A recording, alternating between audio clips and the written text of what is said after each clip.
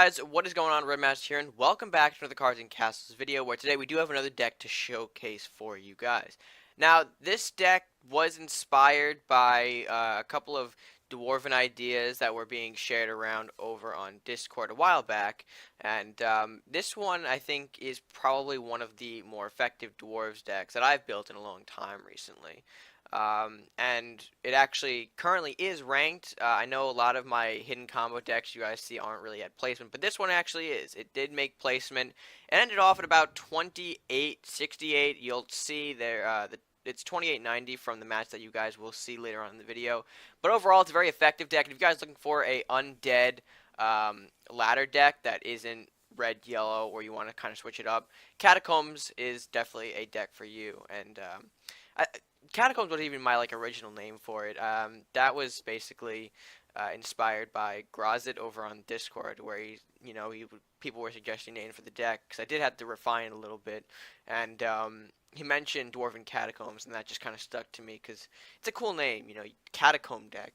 Anyway, let's just get right into the deck list to make things a whole lot easier. So here is a deck for Dwarven Catacombs. Of course, it's quite different from what you guys would normally see in a green-red undead deck. Not for the undead that we're running here, but it's how they're supported and what kind of is fit into the deck. So we're going to kind of break it down for you guys and show you guys what I'm running here.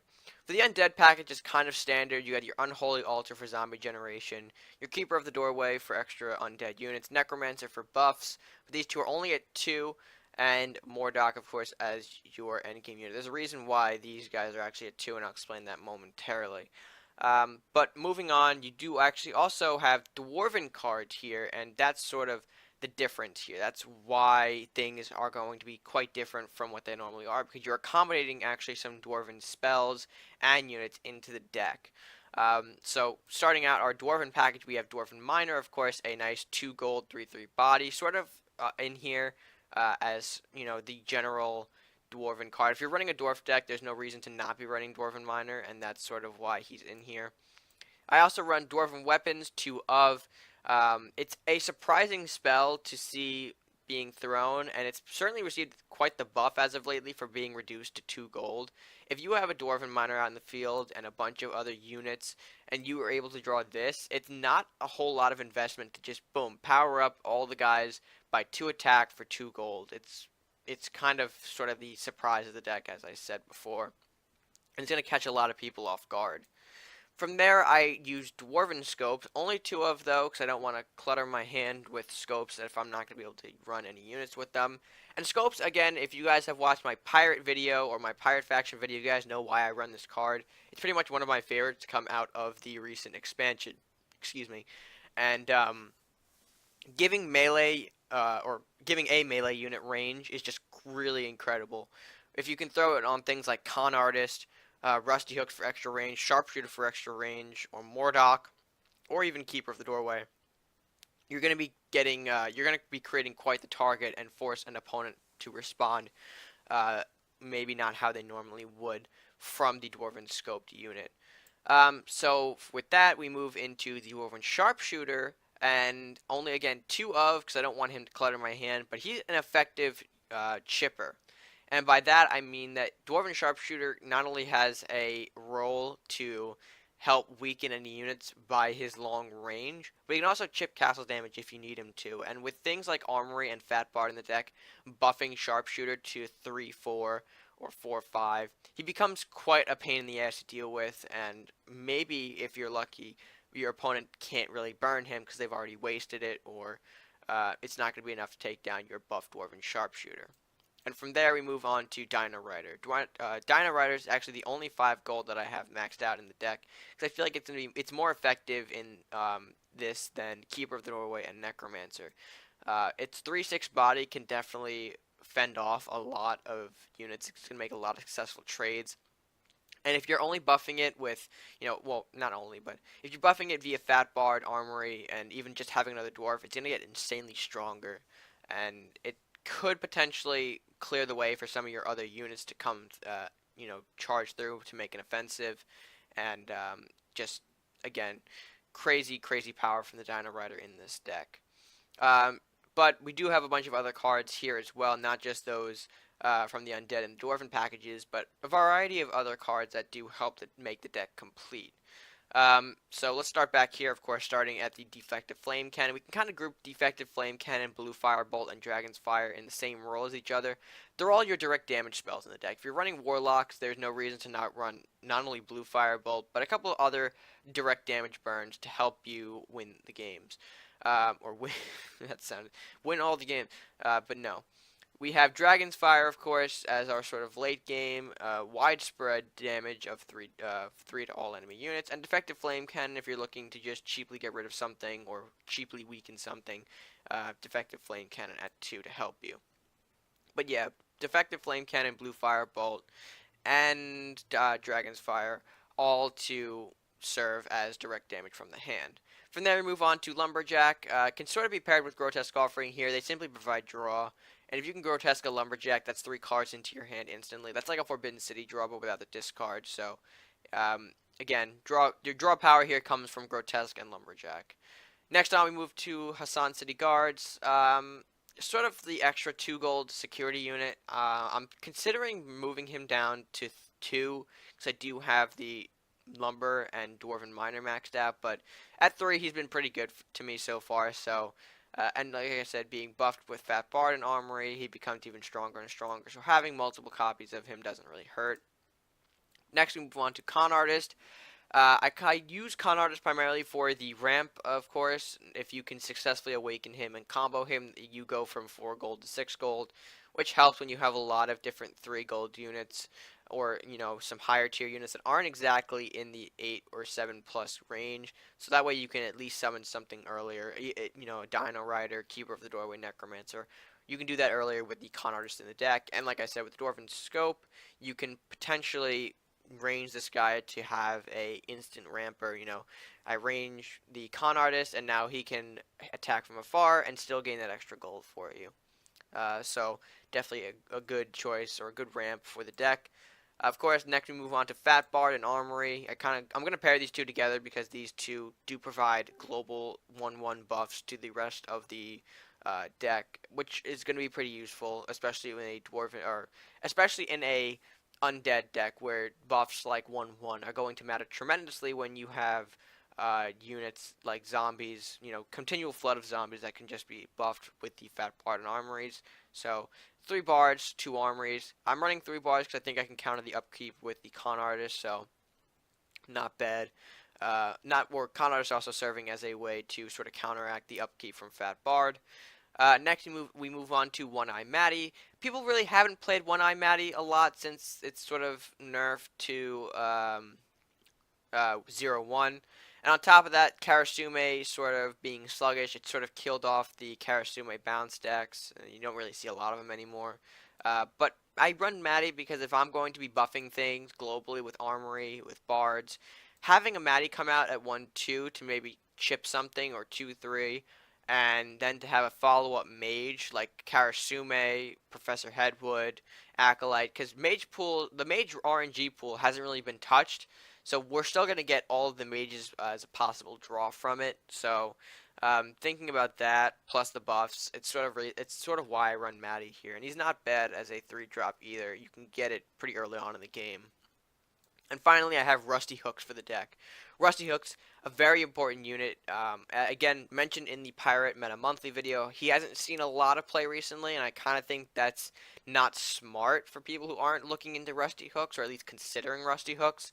Because not only is he an incredible when he's buffed to a 2/4 or a 3/5, but with the Rusty Hooks, you can tempt that, you know, middle space, the one that is like 2 in front of the castle.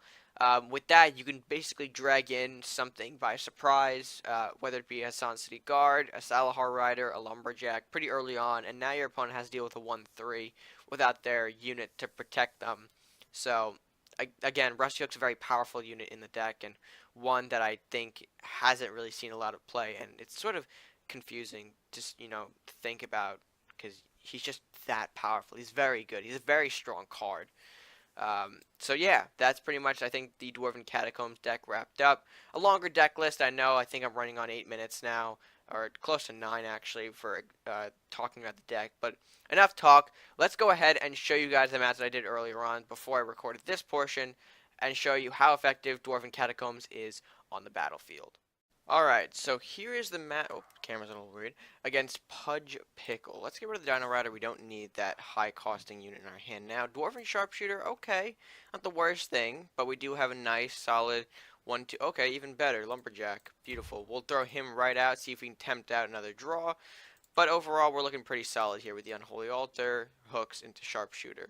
Our opponent is running the Crusader Warlock right now. Very powerful color combination, but he doesn't really have anything, it seems, for turn 2, so we can kind of push a little bit here. We're going to push with the 2 Hassan City Guards, see if we can tempt anything out from him, either a burn or a unit to respond. But overall, we're looking pretty strong in the opening game. Banshee. Okay, not bad. He'll trade with the Lumberjack. And I think, oh, you know, no. Think about what we can do here. Oh, yeah, we can do this. So we're going to risk our Rusty Hook here. We'll hook in the Banshee here. We'll give him Hemorrhage.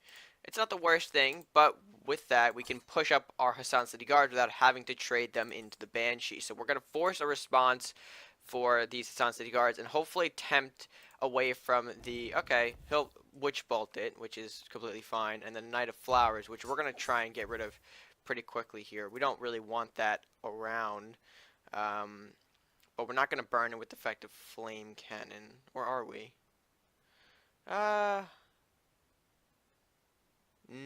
No. Let me see here. What we can do is get our Dwarven Sharpshooter and then trade there. So we'll see. I have an armory in hand, you can see here, and if we can get this guy to a solid 3-4, alright, we'll get hemorrhaged. Not the worst thing in the world, but he'll throw out a White Knight. So what we can do here is we can get our armory and our Lumberjack, and if we can snipe off the White Knight, which we can, he won't get a lifesteal trigger. But he can, actually no, what we'll do is we'll burn it. I don't want that White Knight getting any sort of near our Dwarven Sharpshooter. And now that our guy is bleeding, he is on a time strain, so that armory did give him an extra tick. Paladin coming out now from Pudge Pickle. Okay, we could still handle that.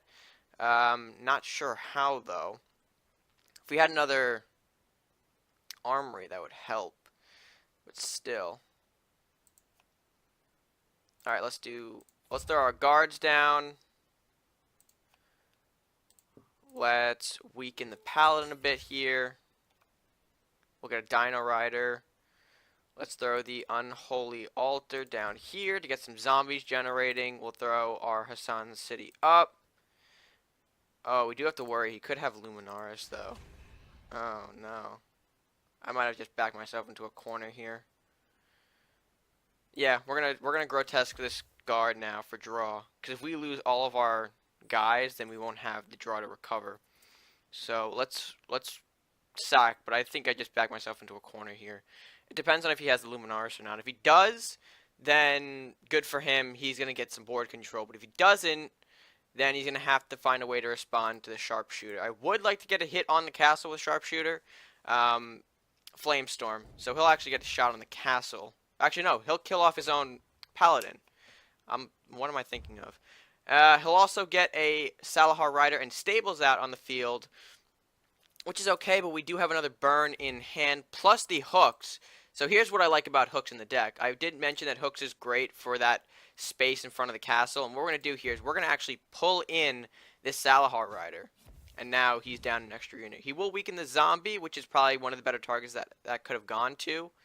And we'll place another Sharpshooter to get him worried.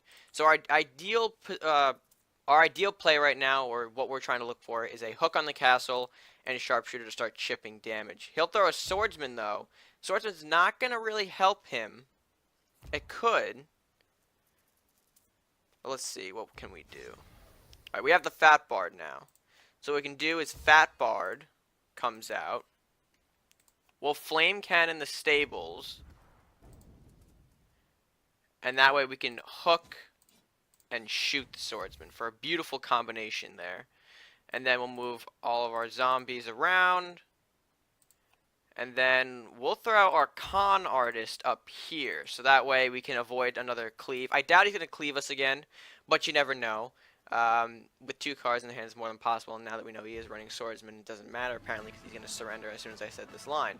So overall, a very good showing from our opponent there. But overall, it wasn't able to combat the just gradual push of the, how do we say, the swarm or the Dwarven Catacombs. We saw this, like, the gradual build up with armory, sharpshooter, hooks, all of these factors thrown into the with the undead package. It creates for a very fun deck to play. So again, really strong showing. I don't think it made it on, is it on TV? Oh no, it is. Okay, so that's cool. It's on TV.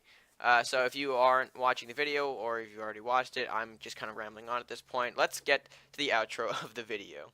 With that being said, guys, that's going to do it for today's video. If you guys did enjoy, please be sure to leave a like on the video, share it with your friends, and of course, comment down below what you think of the deck list. If you are going to use it to help you rank, it would be cool to see if you guys are going to try it out for yourself. Tell me how you're doing with it if you are. But yeah, if you are new to the channel, please hit that subscribe button, show your support, help us grow the channel just by clicking that subscribe button. With that being said, guys, that's going to do it for me. It's going to do it for me for now. So until next time, stay gaming.